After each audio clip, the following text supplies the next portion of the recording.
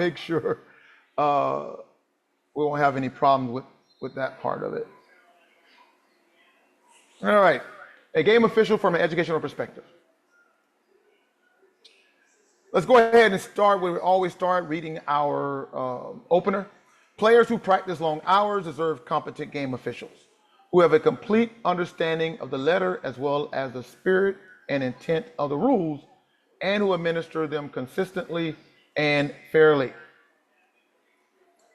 So what I did was, I always try to do some plugins before we get started. And this is a plugin right here. To know the rules thoroughly requires constant study, that's what we're doing here. A number of supplementary materials which are designed to help game officials study and become thoroughly competent in the rules have been developed by the NFHS. These include the football rule books, casebook, handbook, simplified and illustrated rules, as well as the PowerPoint presentation. Now, when I got started with football over 20 years ago, like 2004, honestly, I'll be honest with you, I didn't watch football. I wasn't one of those characters who watched football on TV. So I really didn't know much about the rules. So, we get new people coming all the time. They'd be like, well, I finna learn the rule. I know football, I know the rules. And so because they come in this with this idea that they know the rules, that they come in this idea that it's nothing for them to learn, they don't go into the rule book. They don't dive into it. But I did. I didn't know anything about football. I didn't know any of the rules. So I did my research. I studied. I read. Reading a rule book for me is like reading a novel. So my mentor, when I was starting officiating, it was like one official in my association that told me a little bit. I consider might be like a minor mentor, but my mentor was literally books from other officials. So it wasn't just a rule book, it wasn't just a case book, it wasn't just a mechanics manual. I did research, and I did find out there was less training materials for football than soccer. If you go look up for soccer, they got tons of training material. They got a whole laid out plan for certification. If you go into basketball, they got a great training program. But football, it was nothing out there 20 years ago. So I found Referee Magazine, and I literally spent money on books and articles, and this was my mentor. This is what helped me get to start off and learn the rules. So it were things like the prep football book that you can get from Referee Magazine. This book goes beyond the rule book, goes beyond the case book, goes beyond the mechanics manual. These books are written by officials for officials. So you got it goes over rules, it goes over mechanics, and it goes over philosophy. These are veteran officials who put their years of experience on paper so that we can read and learn things that the rule book's just not going to teach us. So it's like, how at the national level are these games are called? And it is these materials that help us get better and understand what it really means to call certain things.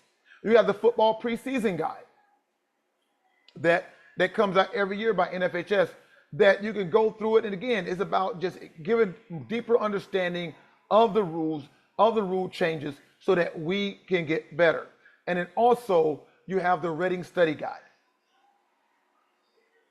All right. I have all these materials and I read them all the time. Well, even when I'm prepping for this course, I go through and look through all the books that I have. I'm a hoarder. I keep all of my referee training material. But it was through that material that I've learned. It's through that material that I understand what it means, which I think that gave me the edge over a lot of other officials, because they don't read. They don't spend that time that it requires to become competent. Right? It's no secret. It's no, I go in the mountains and meditate, for hours. No, I just take time to read.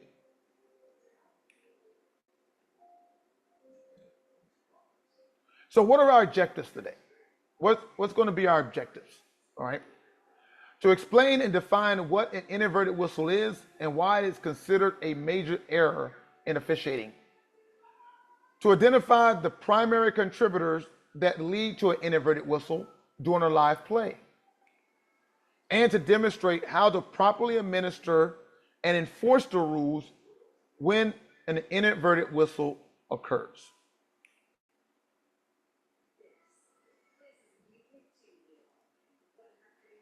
And this is exactly what Glacier Peak's looking for. So Ryan White, excuse me, Tim, on the intended receiver there. They're going to have to punt the ball, and they only chewed up about a minute and a half on that drive. So just what the doctor ordered for Glacier Peak.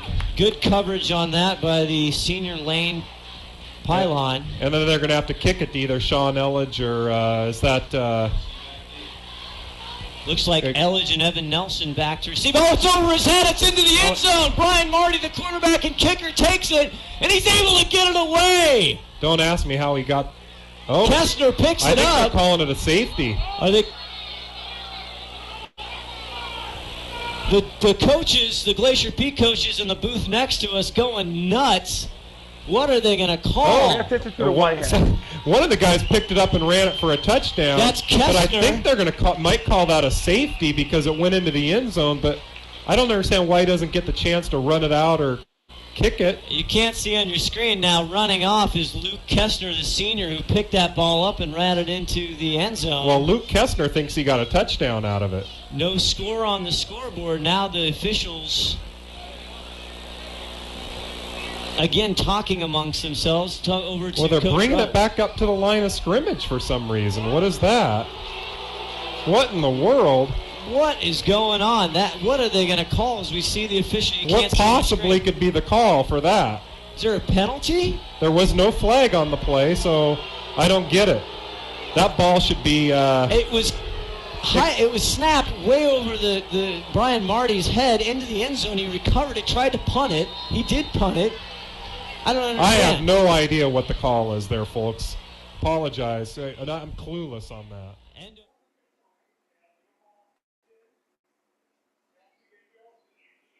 So when I first became an official in 2004, and I know it because this was one of the articles that I picked up. So back then, USA Football, NFL, Referee Magazine, they used to produce these free materials, these free booklets. When I went to my association meeting, they had these on a chair right outside, and I picked it up. So, and in this article, in this 2004, it talked about inadvertent whistles. And I just want to highlight something as I got here. It says the inadvertent whistle is the most common and the most visible form of an officiating mistake. We have a lot of problems in the game. And the last thing we need is to make mistakes that's going to cost us. Now, many of you all here are veterans. And so you can already think about games that you have been in where you or another official on your crew blew an early whistle, blew an inadvertent whistle, and sometimes we could get by with it, and sometimes it just makes everything worse. So before we got started, I sent out an email, and I sent you 3 articles on dealing with the inadvertent whistle. One was called Sound Advice, Avoiding the Inadvertent Whistle, and Whistle Mania. And I hope that you all read those articles. The reason why we do this is because this is how we practice. Teams go out there and they practice in the rain, and we just do whatever. We prepare ourselves for Saturday or Friday by reading. Right? This is how we exercise and prepare ourselves for the games. So we're going to look through all these articles that I gave you all, but we're going to look at them in broken up. So what I'm going to do, I'm going to show you how I want to show you how when I get these articles, when I read these articles, how do my brain process all this information? There's a lot of information. And some, it just looks gibberish, and you just gloss over the information. But I'm going to show you how I go through this information and how I categorize and departmentalize this information to teach you how to help. Maybe you may find a way, this may work for you when you read these articles. So one of the articles I sent you was avoiding the inadvertent whistle. One of the primary things is a primary whistle, a premature whistle, is the bane of football officiating. Now, when I read the word bane, my mind quickly went to DC, Batman and Robin. I mean, because I don't use the word bane. And I'm like, well, and every time I read it, I still think of bane. But bane in the dictionary means a cause of distress and annoyance. So a premature whistle is an annoyance, is a great distress of football officiating. And if you go around and look at the big green part here, many games have been affected negatively due to inadvertent whistles. And it has. And just the video that we shown before, as we got started, and how I think it was the referee who blew an inadvertent whistle. We don't know if he would have scored, but he would have had great field position other than what they probably received after they had to re-kick the ball. We got to be careful about the inadvertent whistle. And again, this is why we're going to cover this today. So in another article, we read this. It's hard to think of a greater nightmare for an officiating crew than an inadvertent whistle, which may cost a team rightful possession of the ball and cost their crew its credibility. Again, we just want to talk about how negative this is on a crew when we have this inadvertent whistle. So what is inadvertent whistle? What does it mean? Well, in the Google dictionary, inadvertent means without intention or accidental. But I think it's missing the point because it's really not accidental. It's really not unintentional. So in the Reading Study Guide on the inadvertent whistle, it says this: the inadvertent whistle is every football official's nightmare. We read that. And we're all guilty of having one or some time or another. I have had my inadvertent whistles, I would say about 5 in 20 years. I might be exaggerating a little bit, under exaggerating. It usually isn't inadvertent at all, but blown deliberately by an official who sincerely believes the ball is dead. You get that? When a whistle is blown, it's not blown unintentionally, but deliberately, because the official think the ball is dead, and so they blow the whistle. And the other one says the whistle is intended to note the ball has become dead by rule and does not cause the ball to become dead unless it is blown inadvertently. So we're going to talk about that dead by rule here in a second. But yes, this is it. So I came up with a definition. This is what I just put together. Again, I like to define things. The rule book and rule 2, the definition, don't give a definition for an inadvertent whistle. So I like to come up with one so we'll know what we're talking about. An inadvertent whistle is a whistle blown prematurely, too early, where the ball is where the ball is live and not yet dead by rule. Dead by rule. And so this is in rule 4. We've been on rule 3 for a few weeks. Now we're touching a little bit in rule 4. Right here it says, after being put in play, the ball remains live until the down ends. And in section 2, article 2, the ball becomes dead and the down is in it. So when you hear somebody say dead by rule, I'll give you an example. When we're talking about the kicking game, and we're talking about a scrimmage kick, or we're talking about a free kick, it's written in the rule book in rule 6, but we always say a kick doesn't end until it's possessed or becomes dead by rule. And what we're talking about are these 12 situations when the ball becomes dead by rule. Now, we're not going to cover them. This is not part of the training lesson today. But these are some of the uh, the A through L, referring to the dead by rule. Now, out of these 12, only 11 are legitimate. One is illegitimate. Look at J. When an official sounds his whistle early, when a whistle, when the game official sounds his or her whistle inadvertently. So out of these 12, one of them caused the ball to become dead inadvertently. And if you see in Article 3, and as I was researching this, and I realized why Article 3 belonged there, the inadvertent whistle, ends the down, and it is administered as follows. It's there because an inadvertent whistle is a whistle that was blown before the ball became dead by rule. Now, avoiding inadvertent whistles.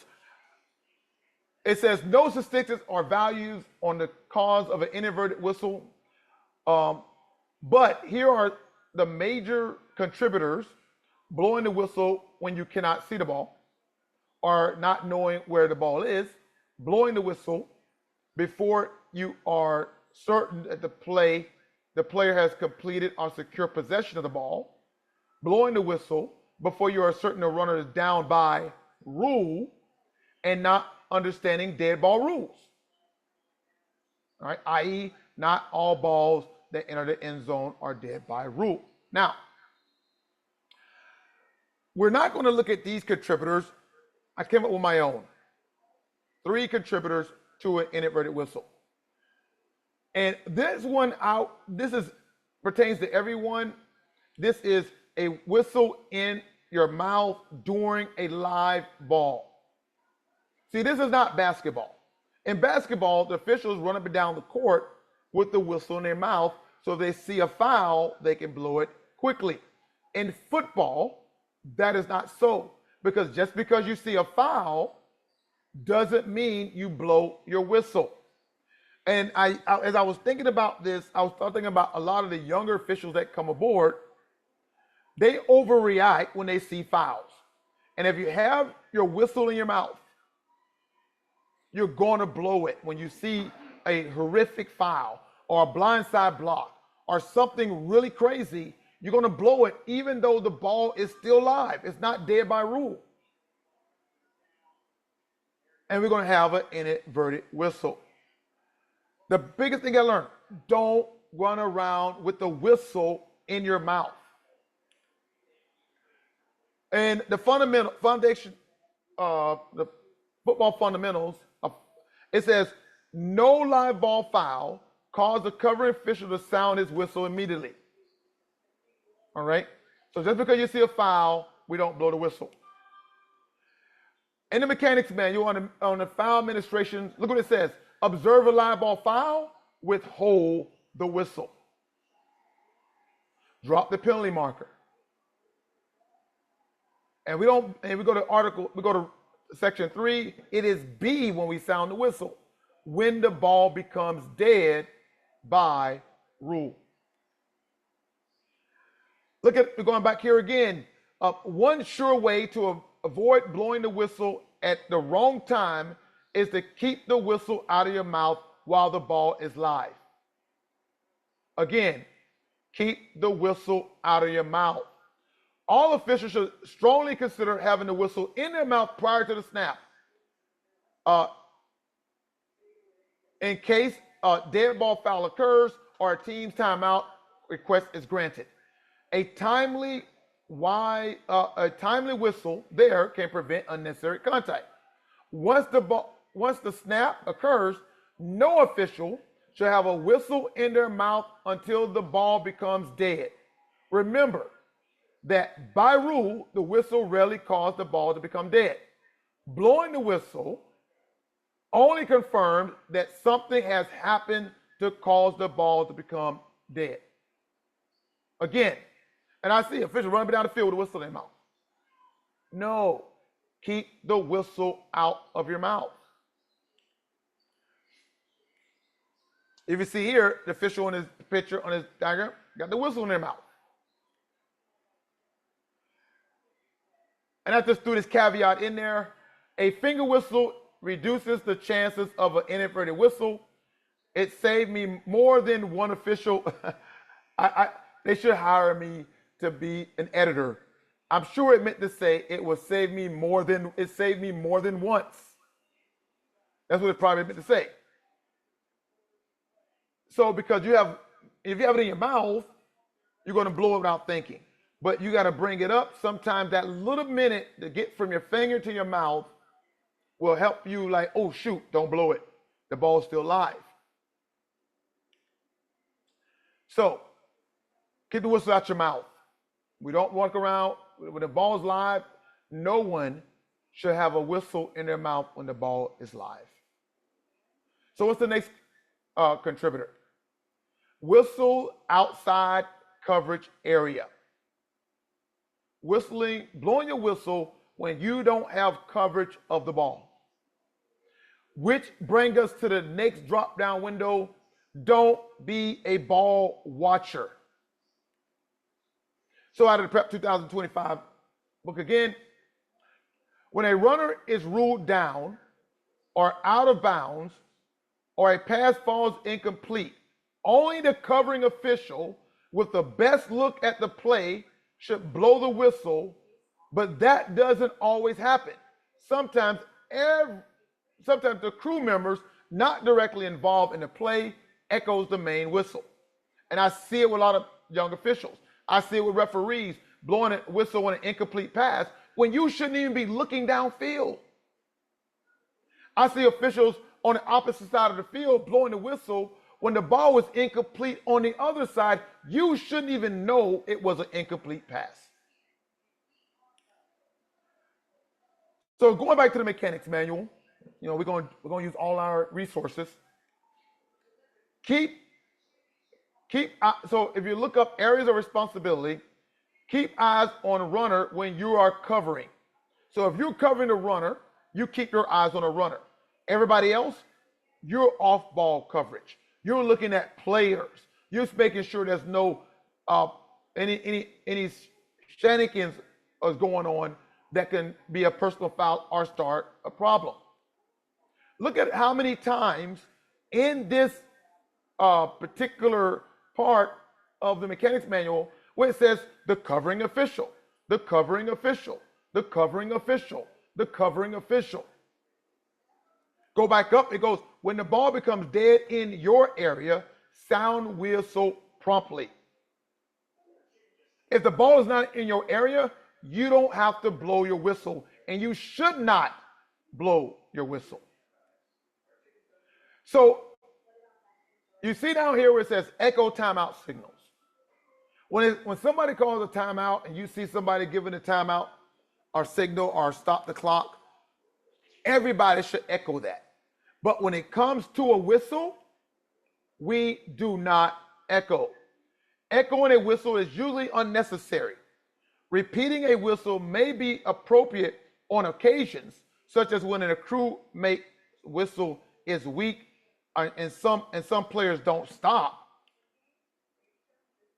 But stick to your assigned coverage area.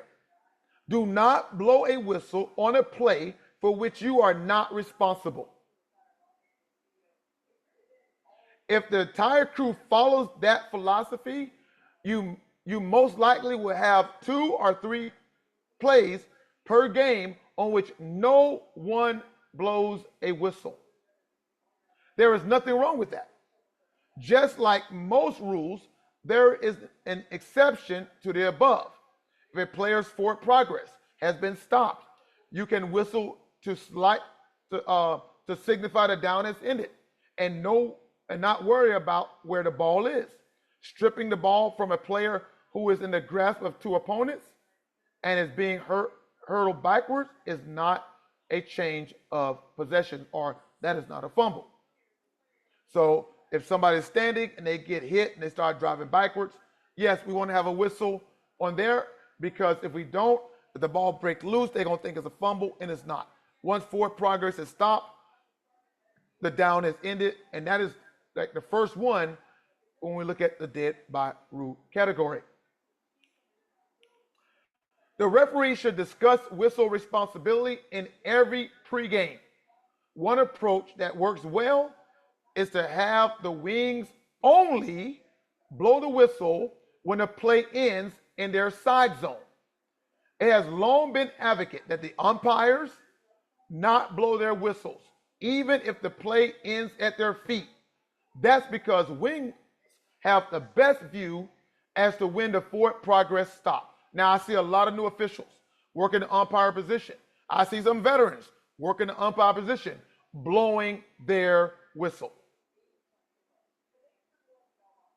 The only time you should have a whistle in your mouth is before the snap, just in case there's a false start, snap infraction, or any other dead ball foul.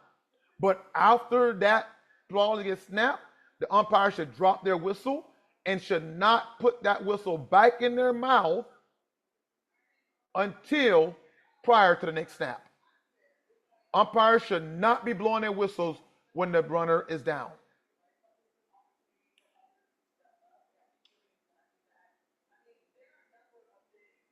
Let's read this.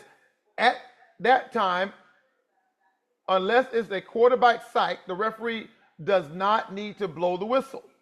The same goes for the umpire, who should refrain from using the whistle to confirm the ball is dead at the end of a play, unless the ball is clearly in sight and no other official has blown the whistle. So again, we look at an exception here, right? There's always an exception to the rules, but primarily what we want to drive home, umpires, you should not blow your whistle. But if the play is in your area and you can clearly see the ball down, you may blow the whistle. But try not to. What was the umpire doing? And it's talking about the previous play. It goes, yes, if the receiver is trapped, the ball on the ground, the lineman couldn't see it, and the umpire had the perfect look. You'll want the umpire to run over, blow the whistle, and forcibly signal incomplete and sell the call, but not on the play described above. So what we're saying is, when we have a short slant pass, you have what we call the umpire pivot. Not when the ball goes over the umpire head. You should not be turning downfield looking where the ball is going. You got responsibilities on the line to make sure holding it, all the blocking has stopped, to make sure there's nothing going on. But a lot of times you might have a short slant in the secondary right where you're standing. When they're talking about doing the umpire pivot, you pivot into the pass, and it was talking about here, if the ball is trapped on the ground and hits the ground, we'll be looking forward for the umpire. If the back of the receiver is to the covering official, he may not see if the ball was caught or not. Then that time we want the umpire to come in and sell it. So there's always an exception, but we want to drive home those exceptions are few in between. For the most part, no whistle for the umpires when the ball becomes dead. Even the referee should not be blowing their whistle when the play is dead. It can either be two wing officials or just one. Right here, one whistle on a play is enough. And that should be from the covering official. Two whistles are okay in most circumstances. More than that is indication that someone on the crew is ball watching instead of looking off ball. An official blowing the whistle when the play is in another official's coverage area is ball watching. That means players who should be observed are not. Ball watching also increases the chances for a premature whistle. And I'll tell you what, it happened to me. I when I was reading this, it was a play. It was entirely on the other side of the field.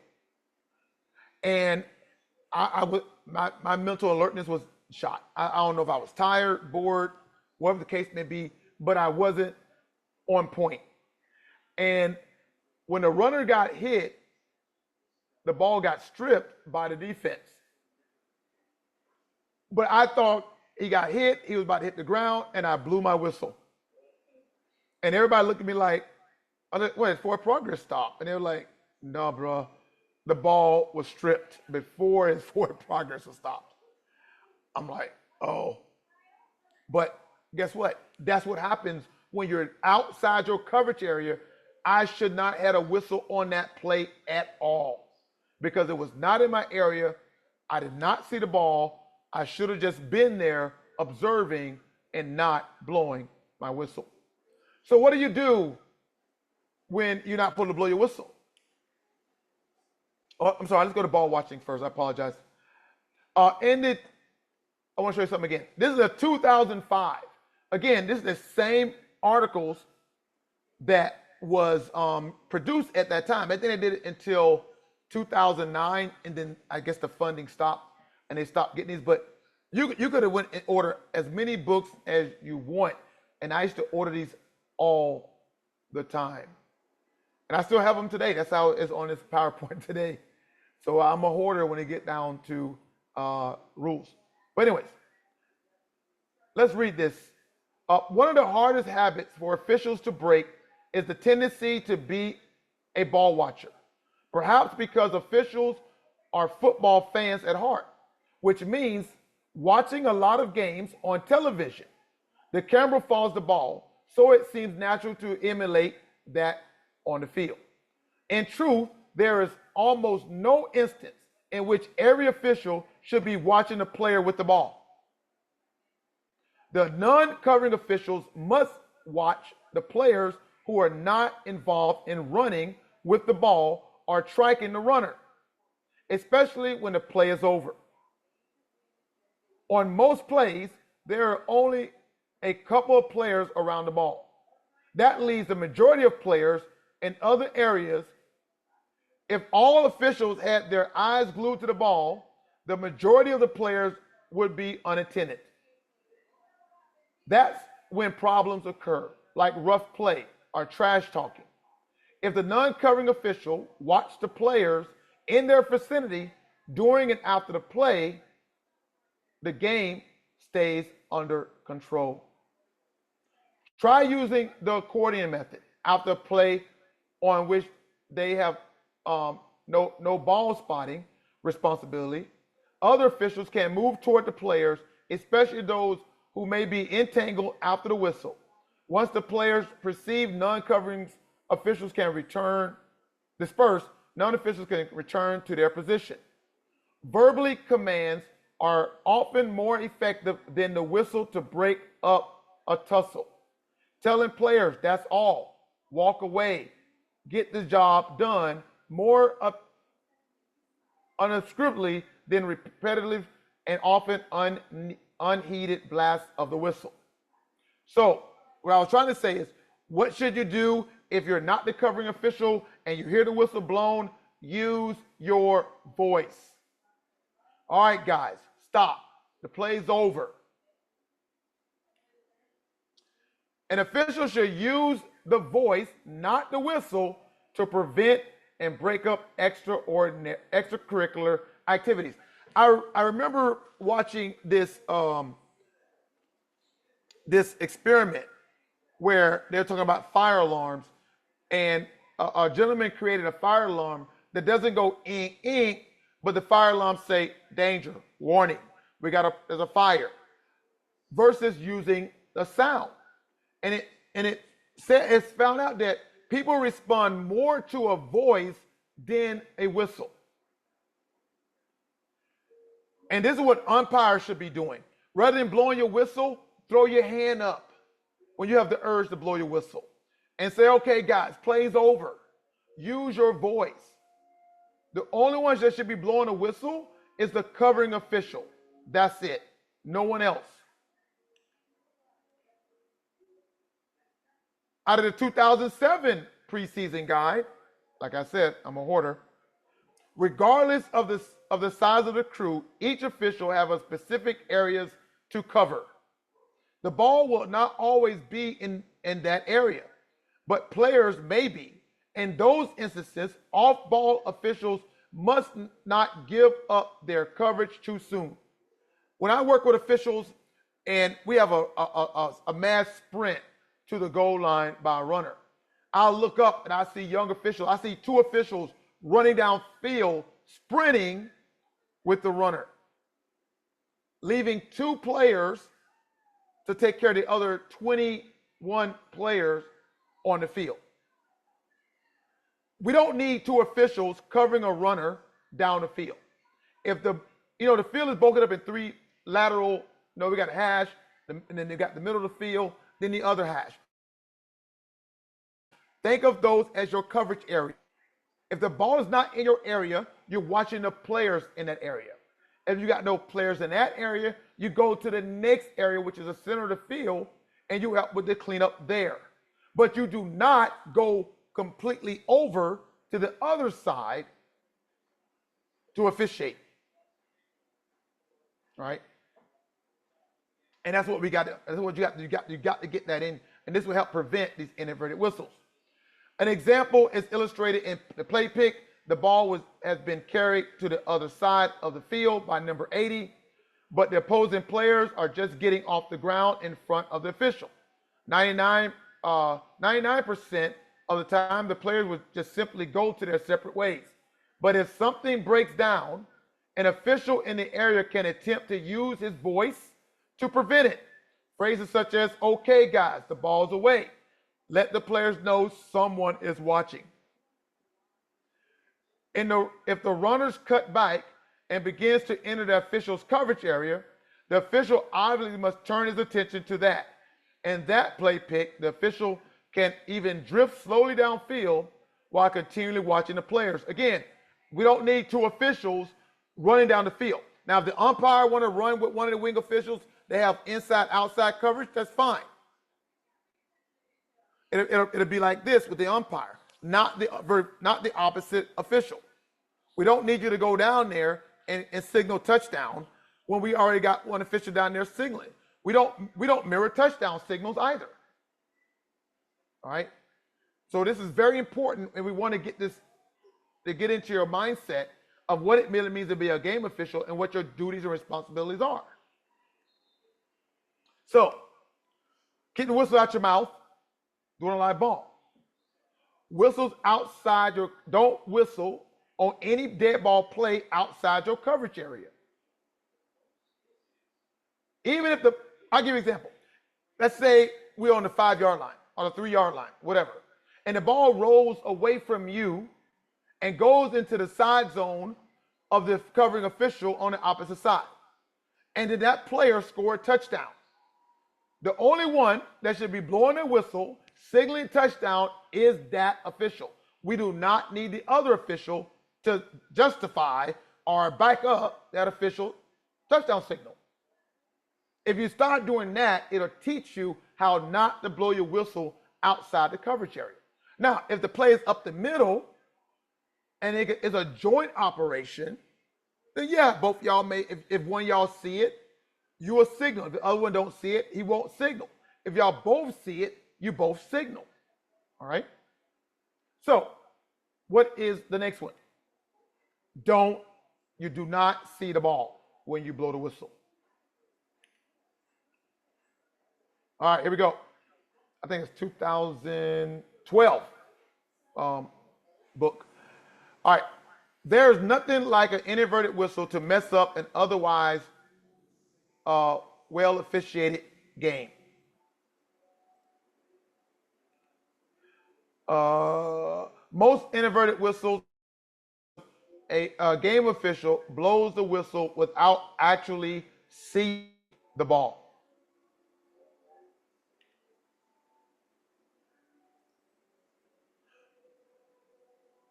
Down in Whistlemania, down in the little square here, it should be understood there is nothing wrong with having a few plays where no one blows the whistle. If no official can see the ball when the play ends, there should not be a whistle blown.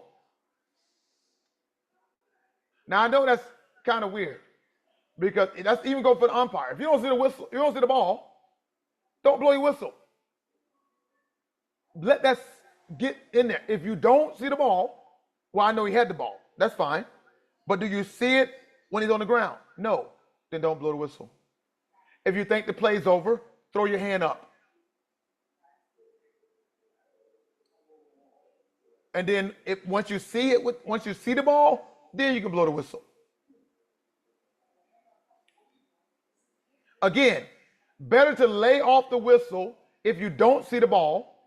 A couple of running plays may end with no whistle if the offense is especially apt to faking the handoffs or hiding it once it has been hand off.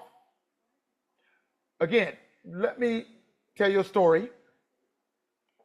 My second year in the high school association, I was on a crew, and they was looking. I was being interviewed to be the bike judge for this particular crew. I think they call it belly ups when they fake the handoff up the middle and they throw passes or whatever. I think it's called that. Well, we had this particular play where the quarterback, faked the handoff exquisitely. The umpire thought that the runner, the player who had the ball, he saw him get tackled, and the umpire blew the whistle. The only issue with that, I was bike judge. The ball was in the air, and when the teammates caught the ball, advance of the first down. Well, guess what? That receiver caught a dead ball. The play has to be replayed. Why? Because the umpire thought he was down, the runner was down, or the runner pretended to be the runner was down, didn't see the ball, obviously, because the ball wasn't there. The ball was in the air, and he blew his whistle. In sum, when we need a whistle at the end of a play, when we know the play has ended, and it needs to be a blast. But we only need one whistle. The calling officials, not the Me Too whistles from crewmates. Again, we don't echo whistles. All right? We don't need he blew his, so I should blow mine. All right? That is just bad practice and bad mechanics. So let's look at sounding the whistle. The first one here. Find ball before sounding whistle. Simple. Find ball before sounding whistle. Again, find ball before sounding whistle. Again, actually see the ball in possession of the runner who is down or forward progress is stopped. This prevents early whistles. This prevents inadvertent whistles. We do not blow the whistle unless we see the ball. And the only one should be looking at the ball is the official who's got coverage of the ball. And again, one of the wing officials got primary whistle above the referee and the umpire, and definitely the other official who don't have ball coverage. Actually see ball in possession of runner before sounding the whistle. Remember that by rule, the whistle rarely causes the ball to become dead. Blowing the whistle only confirms that something has happened to cause the ball to become dead. Football fundamentals. A game official whistle seldom kills the ball. It is already dead by rule. We hear coaches say all the time, play until you hear the whistle. No, that's false. That's a misconception. You don't play until you hear the whistle. You play until the ball becomes dead. So what's the misconceptions? There has to be a whistle blown to end the down. No, the down is over, and that's why we blow our whistle. We don't blow the whistle to kill the play. We blow the whistle to say the play is already done. The down hasn't ended until a whistle is blown. No. The down has ended, and that's why we blow our whistle. So if a player steps out of bounds and then a defensive player come and hit them, it's a personal foul, dead ball personal foul, but he didn't have no whistle. But he was dead by rule. He stepped out of bounds. It don't have to be a whistle to say, oh, it got to be a whistle before the foul. No, he's down by rule. Echo a crewmate's whistle. No, we do not echo whistles. We use our voice instead of the whistle when we're not the covering official. All right? So this play into the whistle, you hear the whistle, is not true. Coaches say that to their players. And I know why they say it, because they don't want them to stop their drive, and I get it. But for us, that's not true. The only time the rule book really talks about blowing the whistle is in Rule 4, Section 2, Article 1. A game official shall indicate the ball remains dead by sounding his whistle immediately when a foul occurs. So we're talking about dead ball fouls, false start, encroachment, aka offsides. I hate that word. All right. This is when we blow our whistle immediately. But for live ball fouls, we hold our whistle until the play is over, and only we blow our whistle when it's in our area to blow the whistle.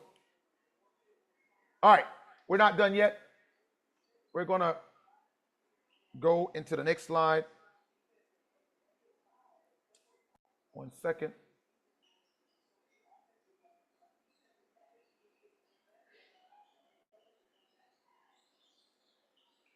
I thought I had it up, but I didn't.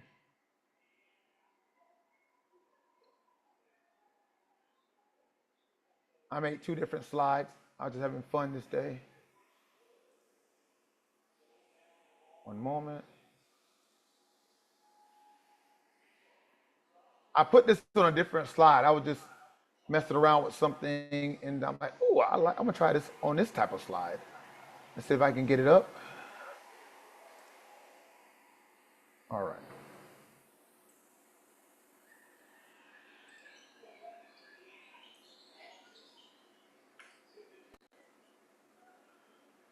Okay, inadvertent whistle, Rule 423. So we're gonna go back to that part that we looked at, and I just put this on a different slide. Change your eyeballs. Let's see here. Okay, let's look at another one. There is usually no method to completely fix a damage caused by a premature toot. A do-over will leave one or both teams feeling cheated.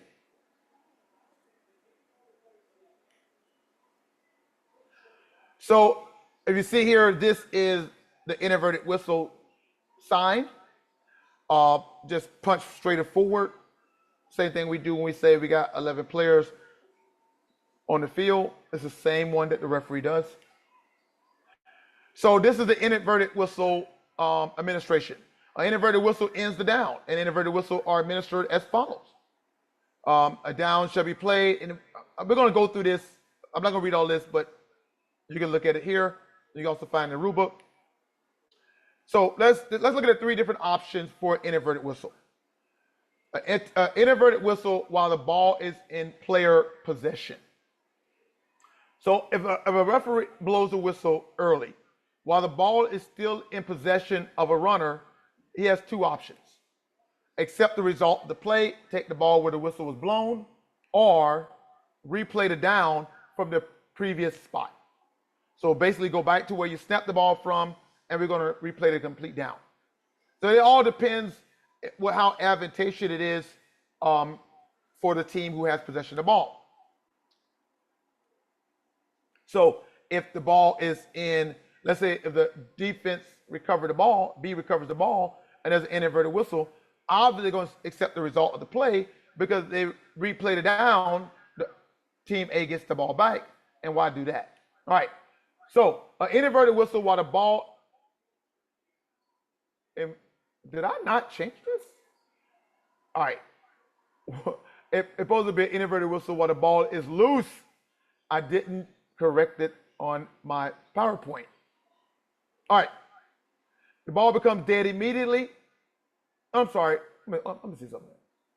Ball, what's the ball player position? Okay, I'm sorry. This is the mechanics of what you do if the whistle isn't. All right, I'm sorry. I put this together and I'm still lost. Okay, so this is what you do if, this is mechanics, if we have an inadvertent whistle while in the player's possession. All right? The ball becomes dead immediately. We mark the end of the spot, the runs with the beanbag. So for new officials who wonder what do we do with the beanbags, it's not just for fumbles, it's also for inadvertent whistles. So if somebody blow the whistle, if one of the officials blow the whistle inadvertently because they didn't see the ball or they didn't know somebody had the ball, we drop a beanbag at that spot because the runner may keep running, right? And so then you got to figure out, okay, where we're at. And then you may have to stop the play. You might have to come in, run in, and stop people. So whoever is actually covering the runner, when you hear an inadvertent whistle, we drop a beanbag at that spot. We give short blasts of the whistle and move in quickly to ensure all actions have stopped. This is why we want to drop a beanbag, because we want to make sure we are exactly where we're at when we blew the whistle. All right? And we give the timeout signals twice. All right? So that's what we do when we have an inadvertent whistle. We stop the clock, we move on. Here we go. An inadvertent whistle while a legal forward pass or snap is in flight or doing a legal kick. Now again, my example I told you, my example, the experience that I've seen, it was a forward pass. The ball was in the air when the umpire blew the whistle. You only got one option. Replay it down. That's it. We don't go back. They don't, oh, well, he could get it where he caught it from. Now, that is true in college and the NFL. I found that out in my research, that it is true that if you blow an inadvertent whistle while the ball is in flight, if it's caught, they get the ball right where it was caught. But that's not high school, that's college. All right, an inadvertent whistle while the ball is loose, following a backwards pass, fumble, illegal forward pass, or illegal kick. So we got a fumble, we have an inadvertent whistle. One of the things you got to understand in the rule book, if there's a loose ball, it's always in the possession of the team that had last possession of it. So if here Black had possession of the ball and there was a fumble, the ball still belongs to him until the play has ended. So what options do we have? Take the ball where possession was lost. Again, we're going to drop a beanbag at the spot of where the ball was lost, where the fumble occurred. So if we have an inadvertent whistle at any other time, let's say the ball was in advance or behind, they can take the ball right where possession was lost. Or they can replay it down from the previous spot. So those are two options. Now, this is not in the order that you see it in the rule book, and the reason why, because we're going to talk about the illegal forward passes and stuff like that. Fixing an inadvertent whistle can be either easy or impossible. If there is either a foul or a violation, which is NCAA had nothing to do with us, on the play, a quick whistle is ignored. And what we refer to that. So a foul prior to an inadvertent whistle take precedence over an inadvertent whistle. So if we went and we read all the little articles, you'll see that it would say if this happened and the foul was declined, and then B would say if the foul was declined, and then C would say if the foul was declined, the penalty was declined. And the reason why it says that, because when you have a foul, it takes precedence over an inadvertent whistle. 4-2-3, this is out of the case book. A1 is in a scrimmage kick formation with his back heel near the end line in the end zone. On a high snap, the potential kicker jumps and is able to keep the ball. The potential kicker jumps and is able to keep the ball from going out of the end zone. It falls to the ground and is rolling around 5 yards into the end zone.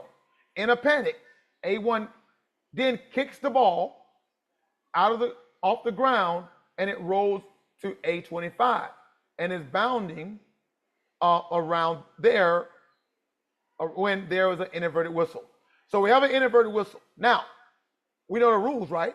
For inadvertent whistle, the team in last possession, which was A, has a choice, either replay it down or take the result of the play. But there was a foul. The ruling, B has a choice of accepting the penalty for the illegal kick, which, if accepted, result in a safety against A, which that's exactly what B would do. But if B declined the foul, then A get to replay it down because they were the last player in possession at the time of the whistle. So obviously, because of the foul, it takes precedence over the inadvertent whistle. So here goes a little chart I put together. And I want to talk about why this is so important, especially on kicks. There could be on kicking game is a very strong potential to have an inadvertent whistle. There is only one way to completely erase the injustice of an errant whistle, and that occurs if there is an accepted penalty on the play. If a live ball foul occurs prior to an inadvertent whistle and the penalty is accepted, the whistle becomes irrelevant because the penalty is administered as determined by the basic spot and takes precedence over an inadvertent whistle administration. Again, case play, K's ball, 4th and 12, and R's 45-yard line. K punts is rolling on R's 16 with an inadvertent whistle sound. R's 76 blocks K 84 in the back on R's 22-yard line during the play prior to the whistle. Ruling, the inadvertent whistle during the kick of a loose ball and declining of a foul stimulates a replay. However, if the penalty for R's illegal block is accepted, the penalty is enforced on the previous spot, and K will replay the 4th down, 4th and 2 on R's 35-yard line. Now, you might not understand how critical that is, that inadvertent whistle. But let's look at this play here.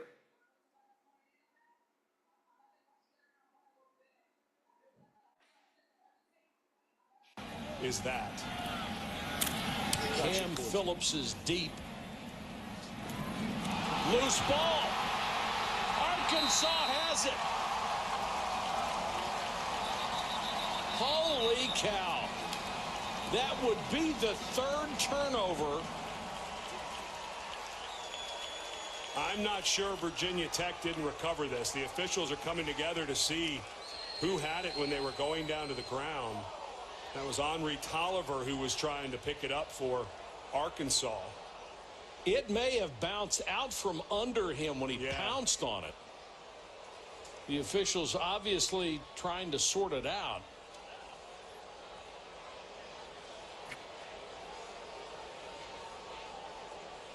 He did not. That ball was not put away. As he rolled over, the ball came out. I think this is going to be Virginia Tech's ball. No, he never had that.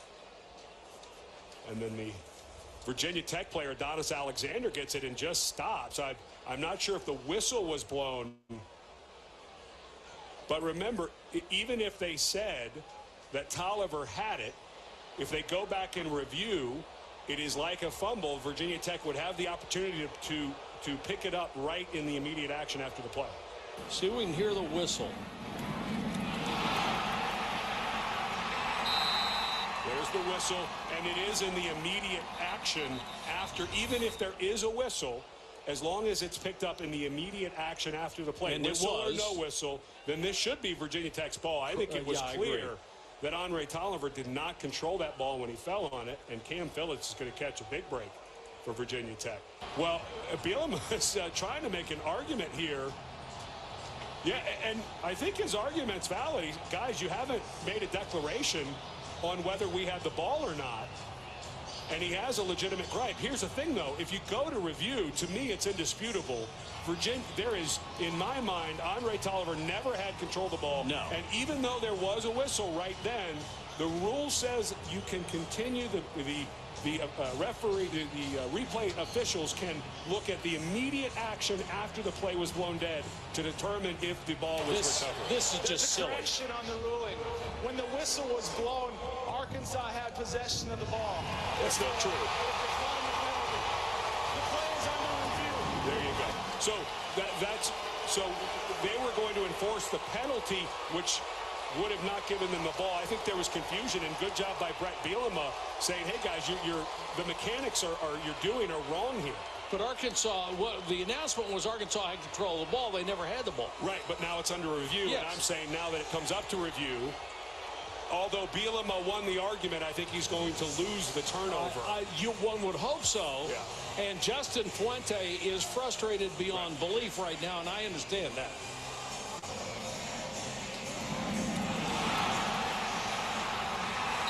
Yeah, the ball's still free during that whistle, and Adonis Alexander picks it up in the immediate action. If Alexander had not picked this ball up, had just let it lay there, then this would be Arkansas's ball. You'd have to give it back to the team that was ruled to have it last. The whistle used to kill the play. It doesn't anymore. If it can be recovered and you use the correct term, the immediate action afterward, it goes to the team that recovers it, which would be Virginia Tech. Yeah, I would be shocked. I think what Bielema did is he was correct in saying, wait, you're adjudicating the penalty. What about the ball? And then the officials got together and talked and said, well, wait a minute, the whistle, we did say that Arkansas had the ball, so they have to go back to that when Arkansas then chooses to decline that penalty, which they did wisely. But this is 5 minutes that none of us will ever get back. And there is no reason for this. You in a hurry? Yes. Penalty, which could be a big penalty. 10 yards makes a big difference. There's no possession anywhere. Until right there. That's clearly the immediate action after the play. And because the play's blown dead, Alexander can do nothing with the ball. He stopped because of the whistle, but he did recover the ball.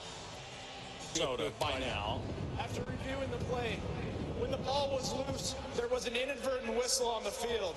Therefore, the holding by the receiving team will be enforced by rule from the previous spot. It'll be first and for Arkansas from the 29-yard line. No, really? Yeah, the immediate action, we're going to have to get this confirmed. Okay, so before I go any further, this term immediate action, I had to look it up in the NCAA rule book, and that refers to college. Which what they did was they fixed this problem with inadvertent whistles by what they call immediate action. The only problem is a foul takes precedence over inadvertent whistle. So there was a foul by R. And normally we have what we call the PSK foul. And if you're veterans, you know what that means, post-scrimmage kick foul. But because of and everything, I mean, it was a foul. The ball was downfield. There was a foul by R. And if R would have recovered the ball, it would have been if R would recover the ball, they would keep the ball, and then you just penalize the 10 yards from where they recover the ball, but they get to keep possession of it. However, because of the inadvertent whistle, there is no PSK because there was nobody in possession of the ball, and so that immediate action doesn't matter because there was a foul. And now the ball goes back, and it gives them a first down. They're going to mark the 10-yard penalty from the previous spot, which the team gave up the ball because they didn't make it. And so that inadvertent whistle just eliminated all the work the defensive did, and that's why inadvertent whistles are so bad. The rules regarding inadvertent whistles are just as unfair as the whistle itself. There is simply no good way to correct the stoppage of a play midstream. St. Joe's will have to punt the football here.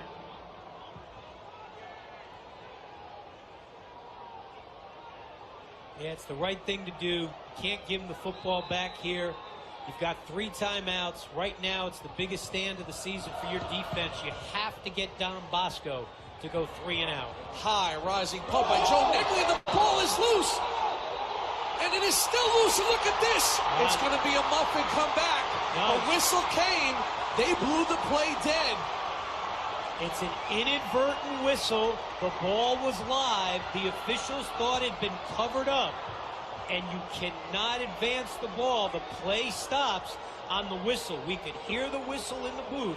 When we take a look at this, we'll listen to it, Jim, without you and I speaking, and you are going to hear the whistle, and that cost St. Joe's dearly. Matt Hinckley recovered the football. And now the officials will talk about it. And Don Bosco is going to retain possession of this ball. And Augie Hoffman wants an explanation.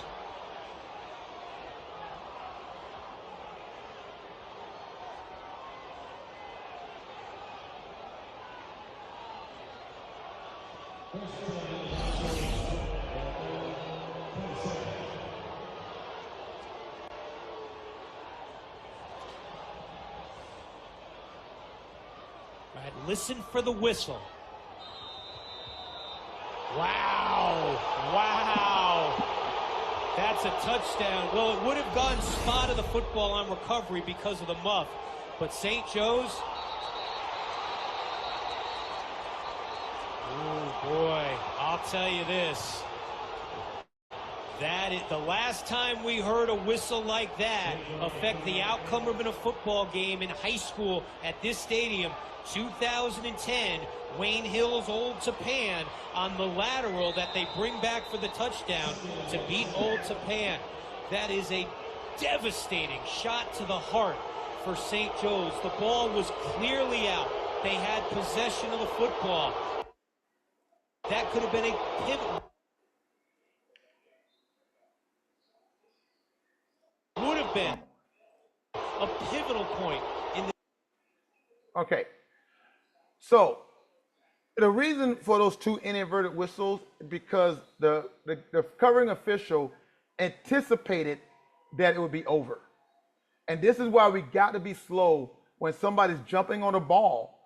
There's no reason to blow the whistle fast. There's no reason to anticipate the play is going to be over. I have done it before myself.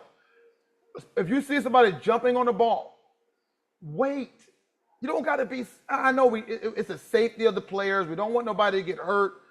But that is, an inadvertent whistle will be more damaging to the crew capability than just wait another second later to make sure the runner actually has possession of that ball, whoever dived on it, before you blow the whistle. Both of these was that type of play. They jumped on it. The force bounced them up. They didn't have possession of the ball. But the official anticipated early, overreacted, and then we have an inadvertent whistle. Keep the whistle out of your mouth and wait. Now, real quick, get this over real fast. If there is an inadvertent whistle, and let's B or R have it for clock mechanics, the clock will start at the ready for play. So if we have an inadvertent whistle, we're going to replay it down. The clock starts right away. Unless R or B got possession of an inadvertent whistle, then it starts on the snap. If there is if they said if it's 0-0 on the clock, obviously if I have an inadvertent whistle and we got to replay it down, untimed down, obviously there's no clock to run. If it's a loose ball, and let's say that loose ball touches somebody like let's say a dog run on the field and it hits somebody or hits somebody unauthorized, it will be treated like an inadvertent whistle. So let's say a loose ball hits somebody unauthorized, the play is dead.